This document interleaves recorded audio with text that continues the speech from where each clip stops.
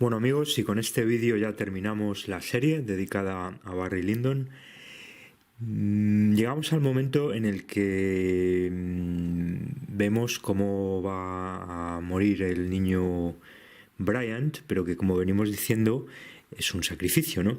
Entonces, aquí insistimos, todo esto es la superficie que se hace para el espectador medio, pero también es la propia, digamos, tapadera que los múltiples se crean. Es decir, los múltiples están todo el rato creándose coartadas en sus propias cabezas. Por eso es tan importante las películas con los que programan a los múltiples, pero es el mismo método exactamente, tanto a nivel de control duro como a nivel de control blando. Es decir, hoy todas las sociedades están enormemente programadas, nunca lo han estado más, pero la lógica es siempre la misma que la de las religiones. Las religiones han creado mitos, han creado imágenes, han creado retablos, han creado autos de fe, han creado escenificaciones de diversos tipos para construir precisamente míticamente el mundo, la visión del mundo de las masas, ¿no? Y lo mismo con estas sociedades iniciáticas, pero de manera más dura, ¿no?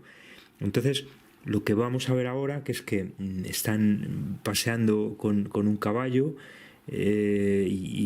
bueno, primero aquí todavía no está muerto, pero vemos cómo pasean el padre y el hijo en unos caballos, y casualmente otra vez vuelve a aparecer el agua, ¿no? Por detrás aparece otro caballo, ¿no? Otra vez la idea de los tres caballos, ¿no? Es decir, la relación del padre con el hijo está relacionada con la que Barry como hijo tuvo a su vez con otro padre. ¿Se entiende esa idea de la que estamos hablando siempre? Que Kubrick una y otra vez está trabajando con esas estructuras, ¿no? Que son las estructuras sociales, triádico-trinitarias, nosotros las llamamos, ¿no? Y que son también las cabalísticas, ¿no? Por eso en la cábala es tan importante esa estructura de tres, y de 3 y de 3 y de 3, ¿no? Del 9 y del 1 y del 33, y etcétera, etcétera, ¿no?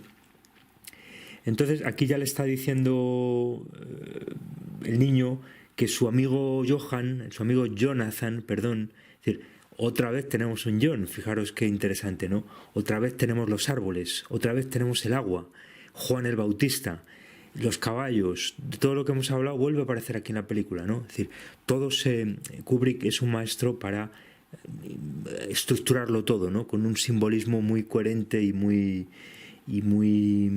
integral, ¿no? Que va apareciendo en distintos momentos y ata toda la película y organiza esa estructura como en círculos viciosos de la que vengo hablando, que no tiene nada que ver con la estructura lineal, ¿no? Es una estructura de bucles que se cierran unos en otros, ¿no? Y entonces vemos como el niño dice que no, que él quiere, porque Johan tiene un caballo grande, ¿no? Entonces yo también quiero un caballo grande, yo no quiero un pony, ¿no? Claro, Johan es el niño que es un poquito mayor que él, solo tiene un año más que él, ¿no? O sea que Kubrick nos está hablando de Juan y de Jesús. Nos está hablando de Juan como el maestro y de Jesús como el discípulo. Y nos está hablando del agua, de los rituales de ahogamiento, nos está hablando de toda esta mecánica de programación mental, de relaciones androgenizantes, homosexualizantes, etcétera, etcétera, ¿no? Entonces, el padre dice, venga, vale, pues te compro el caballo grande, ¿no? Que es decir, ya vas a ser mayor, ¿no? Entonces, y al mismo tiempo ya estás en una relación de rivalidad conmigo, ya eres el hijo que me vas a quitar el ¿no? Caballo con caballo, rivalidad, y por lo tanto ahí es donde va a ser sacrificado, ¿no? Y entonces hace un trato con el dueño de estas cuadras, ¿no? Que venden caballos, y le da la mano y hablan de dinero y el 8, ¿no? El 8 que se cierra, el estructura en 8 de la que hablamos, ¿no? 80 te pagaré, y hablan del 5. Kubrick siempre está haciendo referencias, ¿no? El 5 al satanismo, y habla muchas referencias, ¿no? Ya hemos hablado del 19, del ciclo metónico. Pero el caso es que otra vez nos vuelve a decir Kubrick aquí que el caballo, que lo del niño, todo esto tiene que ver con que él está negociando, con que hay dinero de por medio, ¿vale? Y luego hablan otra vez del tema en una cena muy solemne, ¿no? Al fondo las columnas, ¿no? Otra vez las columnas, otra vez una especie de frontón partido, ¿no? Pero que casi es una pirámide truncada, ¿no? Y, eh, y ahí es donde ya el niño, ¿no? le va a pasar algo, ¿no? Está afeitándose Barry, ¿no? Otra vez muy simbólico, ¿no? Porque se está afeitando y está enfrente de un espejo, ¿no? Están hablando otra vez de la programación mental, ¿no? De los alters, ¿no? De que todo esto él de alguna manera lo está construyendo, de alguna manera es un múltiple, está creando una historia, ¿vale? Y ahora entonces ya vemos que con unas imágenes como así un poco vaporosas, a cámara lenta, que el niño, el caballo, no lo ha podido controlar, no ha podido dominar el caballo y ha caído, ¿no? Y ha quedado malherido, ¿no? Y entonces llega corriendo Barry, ¿no? Vuelven a aparecer escenarios muy parecidos a los que veíamos en la guerra, ¿no? Porque otra vez se vuelve todo a repetir, ¿no? Y el niño está herido, ¿no? Y le dice al otro, coge mi caballo, le dice a un sirviente, coge mi caballo y vete a buscar al médico, no sé qué, no sé qué. Pero vuelve a ser la lógica de coge tú mi caballo, ¿no? Es decir, como él le cogía el caballo al Johann y al Frederick, ¿no? Recordemos, ¿no? Que el niño acaba de decir también que su hijo mayor, que su amigo mayor, que se llamaba Johann, ¿no? O Jonathan, perdón, mejor dicho Jonathan, que es de John, ¿no? De Juan el Bautista. O sea que otra vez todo está atado, ¿no? Y el niño, pues bueno, está mal herido, otra vez lo vemos ahí, pero que esto de alguna manera también funciona como ritual de cercanía a la muerte, ¿no? Porque vemos al niño ahí que está a punto de morir, y le vuelven a contar la historia de las cabezas, de los 19, de todo eso, de lo que ya hemos hablado, ¿no? Entonces ya vemos el funeral, ¿no? Y es interesante aquí porque, como ya hemos dicho, hay muchas asociaciones con el tema religioso, ¿no? Hay muchas asociaciones y de alguna manera, y todo desde un principio hemos dicho, está inscrito en toda esta herejía, por llamarlo así, templaria, neotemplaria, que sigue estando hoy en el corazón de los Illuminati, ¿no? Y toda esa idea de hasta qué punto no era Jesús el principal, sino era Juan, hasta qué punto había una María Magdalena por ahí circulando, hasta qué punto la relación entre María Magdalena y Jesús no solo era de tipo erótico, fértil, sino que yo creo que el misterio de los misterios, y de momento no lo puedo demostrar, es que en realidad eran los dos andróginos de distinto sexo, ¿vale? Es decir, hay gente que habla de que entre María Magdalena, y uno de ellos es José Luis Jiménez, ¿no? En la caja de Pandora hay algunos vídeos, como María Magdalena y Jesús y Cristo tuvieron relación, ¿no? Y de alguna manera fueron el origen del linaje merovingio, que luego pues emigraron a Provenza francesa y luego eso está vinculado a Rennes-le-Château y todo eso, ¿no? Pero yo creo que todavía una conspiración más profunda, que es difícilmente demostrable, pero que esta película de alguna manera nos sugiere, es que Cristo y María Magdalena sí tenían una relación de hombre y mujer, pero era en apariencia, porque en realidad eran dos andróginos, ¿vale? Y en el caso más límite eran incluso, podríamos lanzar la hipótesis de que eran transexuales encubiertos, ¿no? Y que por lo tanto no habrían tenido descendencia, o si la tuvieron, no ¿se entiende? O sea, y sin embargo la descendencia tiene que ver más con otras mecánicas ocultas de vírgenes de los templos, de vírgenes que son prostitutas sagradas, de vírgenes que son esclavas de control mental mediante trauma, ¿vale? Esa es un poco toda la historia, ¿no? Y yo creo que de alguna manera todo eso aquí nos lo viene a decir con todas estas figuras, ¿no? Que vendrían a encarnar esas lógicas, ¿no? Siempre de una manera más o menos progresiva y rotativa, porque a su vez ellos van cambiando de rol, ¿no? Porque van creciendo y el padre, el hijo pasa a ocupar la posición del padre, etcétera, etcétera, ¿no? Pero entonces en este cortejo fúnebre vemos los dos corderos, los dos caballos, ¿no? Perdón, los dos ovejas o los dos corderos, Y luego vemos detrás al capellán presidiendo, ¿no? Otra vez una especie de trinidad, ¿no? O de triada.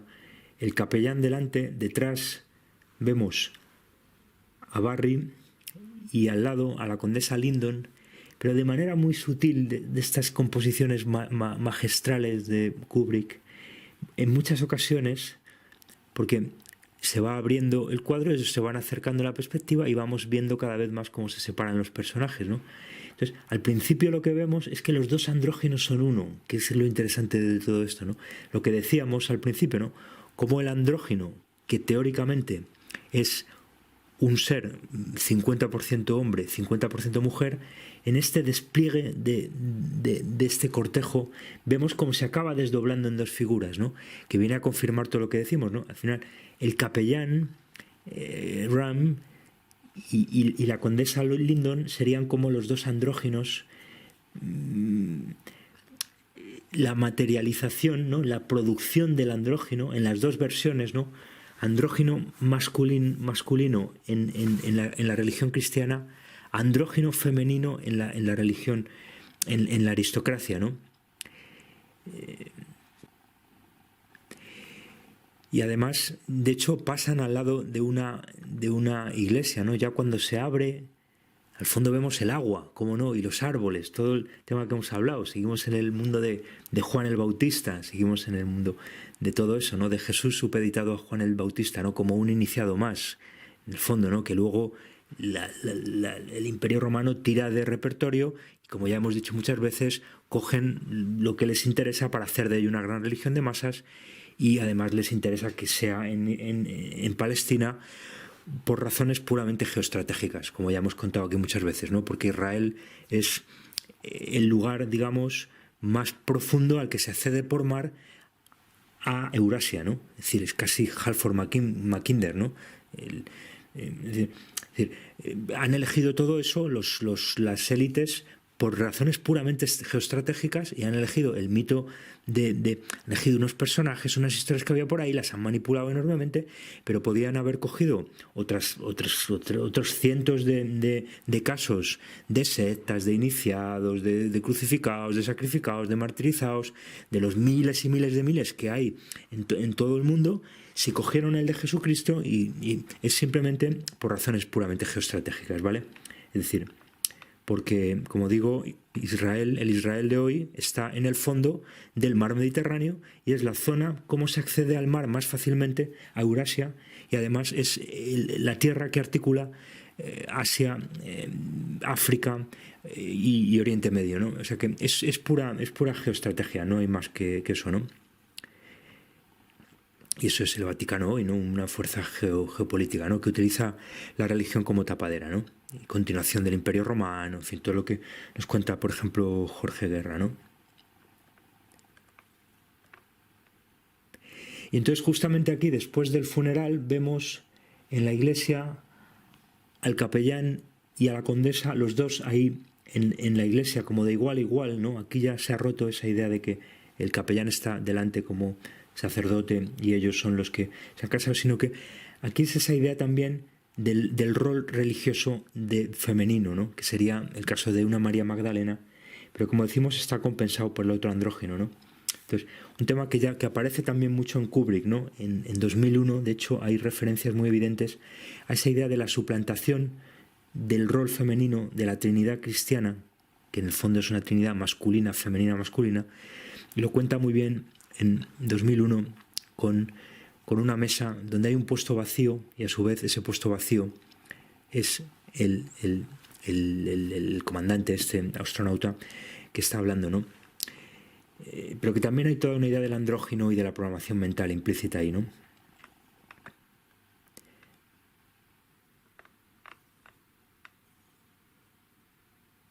Y entonces aquí empezamos a ver toda una serie de situaciones marginales de ambos, ¿no? De toda la familia, pero sobre todo de Barry Lyndon, ¿no? Lo vemos borracho, lo vemos que está en los locales, pues borracho, debe estar también drogado, Y otra vez Kubrick nos está hablando a dos niveles, ¿no? Parece como que tiene una justificación, porque es que se le ha muerto el hijo, no sé qué. Kubrick nos está dando un argumento facilón para el profano, pero a un nivel más profundo, todo esto en bucle nos está hablando de que él es un MK Ultra, de que ha sido traumatizado, de que, no sé qué, se entiende, y de que es al contrario, de que él ahora simplemente está metido en esa... Es la justicia poética de la que hemos hablado ya, ¿no?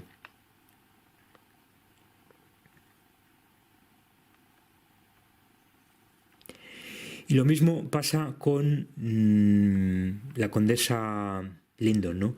La vemos ahí en situaciones como desgarradoras, porque ha muerto su hijo, porque está no sé qué, pero curiosamente se está tocando el vientre, ¿no? Se está llevando las manos al vientre como si tuviera dolores de vientre.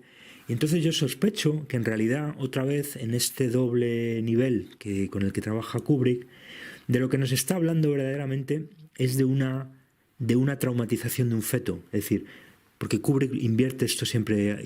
Entonces, esto pasa después de que ha muerto el niño, pero yo creo que en realidad es antes. Nos está contando que esta es una madre y que el niño es un niño luna, estos niños lunas que traumatizan en los fetos y que a la madre la están sometiendo a una de estas traumatizaciones para hacer un niño ritual, ¿no? Y lo mismo cuando la madre de Barry, y en un momento dado expulsa al capellán, ¿no? Y de hecho se solapan estas secuencias, ¿no? Porque está expulsando al alter también, ¿no? Está disociando, ¿no? También se entiende. Pero Kubrick es tan fino que al mismo tiempo nos está hablando de la separación entre la aristocracia y el clero, ¿no? Como gran mecánica de programación mental. ¿Se entiende lo fuerte que es esto? Es decir, esta inteligencia de Kubrick lo que nos dice es que lo mismo que pasa en la mente de un múltiple, que como ya hemos dicho, en el fondo es una proyección, una proyección, programación a la mente, al sistema mental disociado del múltiple, de una estructura social, porque ellos trabajan con figuras sociales de sus sectas y las introducen en esos alters. Y entonces llega aquí ya el último de los duelos, ¿no? Donde este Lord Bullingdon se quiere vengar de su padrastro, ¿no? Y entonces le reta un duelo y volvemos a encontrar un poco las cosas que hemos visto en los otros duelos, ¿no? Bueno, sigue habiendo todo el simbolismo fálico, ¿no? Sí, vemos que hay determinadas pistolas que apuntan a los genitales en determinados momentos. Vuelven a decir la famosa frase "cock your pistols", ¿no? Cómo agarran las pistolas. Sigue habiendo todo el simbolismo fálico de siempre, en el que ya no hace falta insistir más. Pero sobre todo aquí la idea es que parece que vuelven a hacer una especie como de arreglo, ¿no? Como son estos gemelamientos Illuminati, ¿no? Igual que el primero que le hicieron a Barry, parece que aquí están haciendo lo mismo a Bullingdon, ¿no? Y entonces le dan una pistola defectuosa que está mal cargada o lo que sea y se dispara sola, ¿no? Y entonces de alguna manera lo que quieren es que que la cosa se arregle en paz, ¿no? Y entonces ya le toca disparar a Barry y Barry dispara al suelo, ¿no? Barry dispara, no quiere, como diciéndole: a ti se te ha disparado la pistola, yo no tengo ningún mal, ya has tenido la oportunidad de hacerme algo, no lo has hecho, acepta que esta es la estructura de poder en la que de alguna manera el de arriba siempre somete al de abajo, ¿vale? En el fondo es lo que son estos gemelamientos, ¿no? Hay composiciones extraordinariamente sofisticadas, ¿no? Yo tampoco me he preocupado de eso enormemente, pero cualquier estudio compositivo de Kubrick arroja muchísima información, ¿no? Cómo se alinean ahí, ya digo, pistolas con las miradas de los que participan, con los huecos, las ventanas alargadas que hay ahí, ¿no? También nos hablan de estructuras cóncavas, estructuras convexas, ¿no? Las pistolas y esos huecos como más vaginales o más o anales, ¿no? Como se quiera. Entonces, el caso es que el hijastro no acepta el trato y dispara a Barry, ¿no? Entonces le dan una pierna Y ahí y vemos a Barry en una especie como de la parte superior de una posada, que vuelve a ser un poco, yo creo que vuelve a ser un poco la imaginería que veíamos en 2001, donde al final, perdón, en la Naranja Mecánica, al final de la Naranja Mecánica, donde el hijo Alex volvía a la casa del padre Mr. Alexander, ¿no? Alex vuelve a la casa del padre Mr. Alexander, pero que en realidad había por ahí otro personaje, un amigo que en el fondo también parecía que era de estas mecánicas de la que hablo, donde los linajes se van escalonando y se van teniendo hijos adoptivos y hijos, ¿no? Aquí hemos visto que pasaba lo mismo, ¿no? Con Barry, con Brady, con Brian, ¿no? Se van y con el George y con el Grogan, etcétera, ¿no? Y lo mismo con el Alex y el Mr. Alexander, etcétera, ¿no? Pero entonces aquí volvemos a estar en un escenario parecido, ¿no? Es como la vuelta al inicio, ¿no? Y no es una casualidad que después de todos los palacios, eso, Barry haya vuelto como a un entorno rural, ¿no? Y a un entorno en el que, por cierto, vuelve a aparecer el falo en el medio de la plaza, ¿no? Vuelve a aparecer una especie de obelisco con una bola encima, una especie de estructura fálica, y aparecen por ahí también los carros de la cosecha, ¿no? Por lo tanto, todos los temas que hemos hablado, ¿no? de los rituales de la fertilidad, de la hoz y la guadaña y todo eso, ¿no? Y aquí, como ocurría en la Naranja Mecánica, en algunas de estas imágenes vemos que estamos como en el ámbito de la pirámide Illuminati también, ¿no?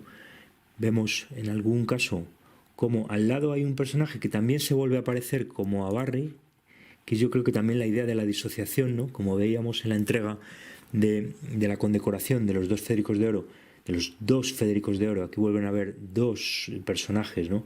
Juan y la guerra y la paz, Juan y Jesús, ¿no? Y vuelve a aparecer justamente en una especie como de marco de pirámide truncada, y de hecho el ojo izquierdo justamente está encima de la bala que está en la pierna, ¿no? O sea que yo creo que eso no es casual, ¿no? Y luego veremos que llega un cirujano y otra vez se le ve como inscrito en una especie de pirámide, ¿no? De pirámide donde volvemos a tener el ojo derecho más señalado, lo hace Kubrick muy sutilmente, no lo señala mucho, pero sí que se ve el ojo derecho más marcado en el vértice de la pirámide. O sea que lo que yo creo que nos está queriendo decir con todo esto es que Barry y su madre, que aparece luego después, son de los Illuminati eran ya de los Illuminati desde un principio, y todo lo que nos han contado, toda la historia en la que él ascendía como por arte de magia, como por azar, al poder y al prestigio y al dinero, en realidad era parte de la lógica en la que se le había, ¿no? Recordemos lo que he dicho en otros vídeos anteriores, ¿no? Y yo creo que es lo que viene a decirnos aquí, ¿no? También en la Naranja Mecánica veíamos estas estructuras de pirámides truncadas.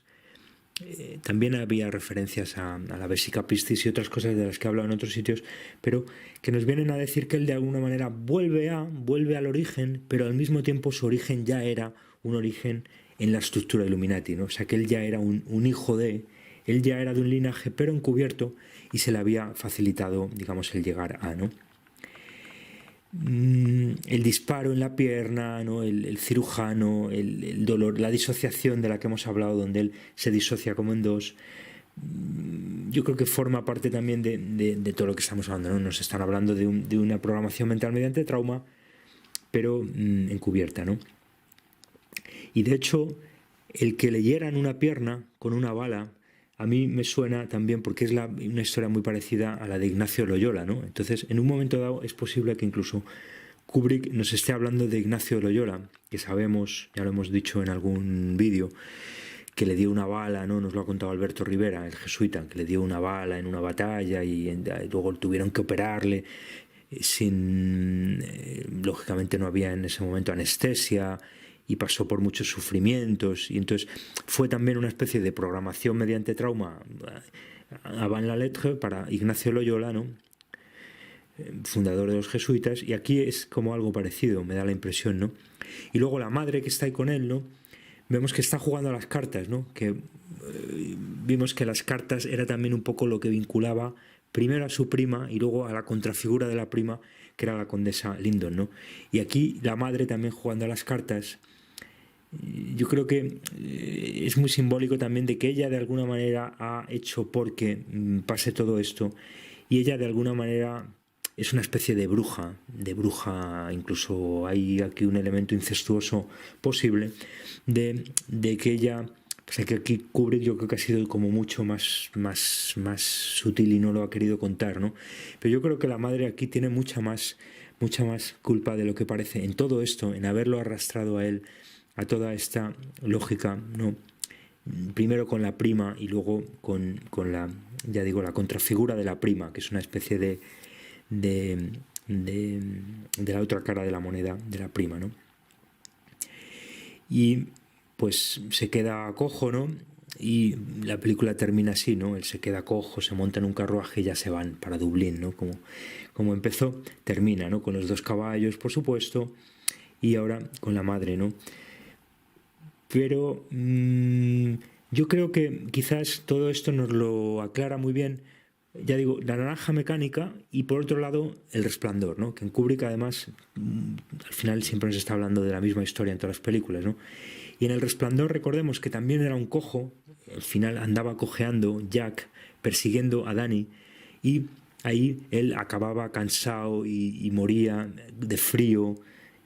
Eso que hablamos de la justicia natural, ¿no? De la justicia divina, al final es la propia naturaleza la que ajusticia al malvado, ¿no? Y aquí pasa algo parecido, yo creo, ¿no? Hay una especie de como de justicia poética, de justicia que el propio Kubrick, digamos que en el fondo quiere culpabilizar relativamente, porque sabe que él también es una víctima que se ha convertido en culpable, ¿vale?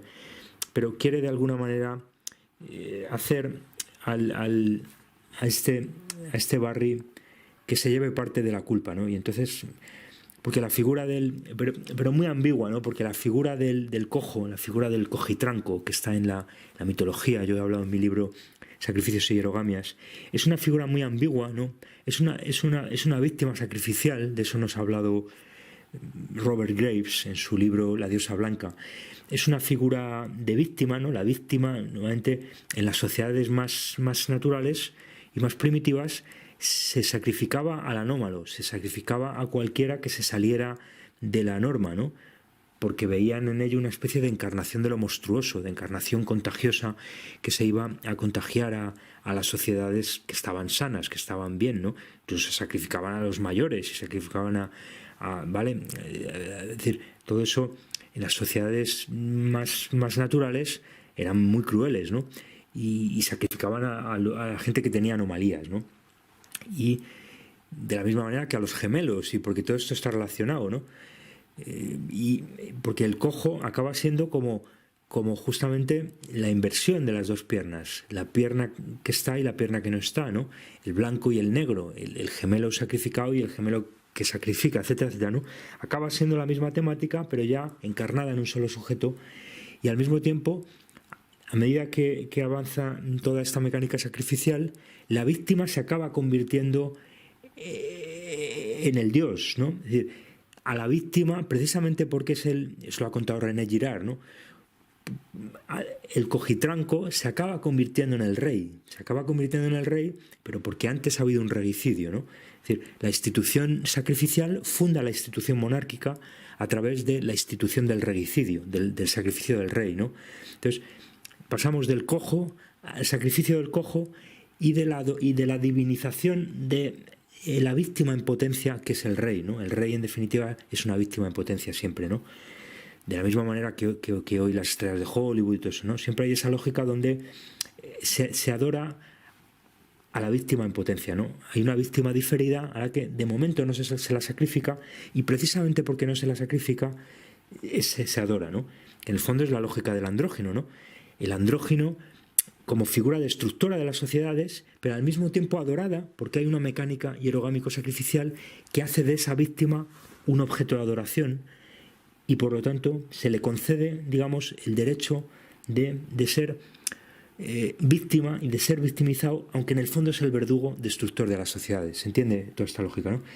Y aquí algo de esto hay en esta figura de la cojera ambigua que está entre la víctima y el verdugo, es decir, entre la víctima y el poderoso, y el monarca, ¿no? Y el rey, ¿no?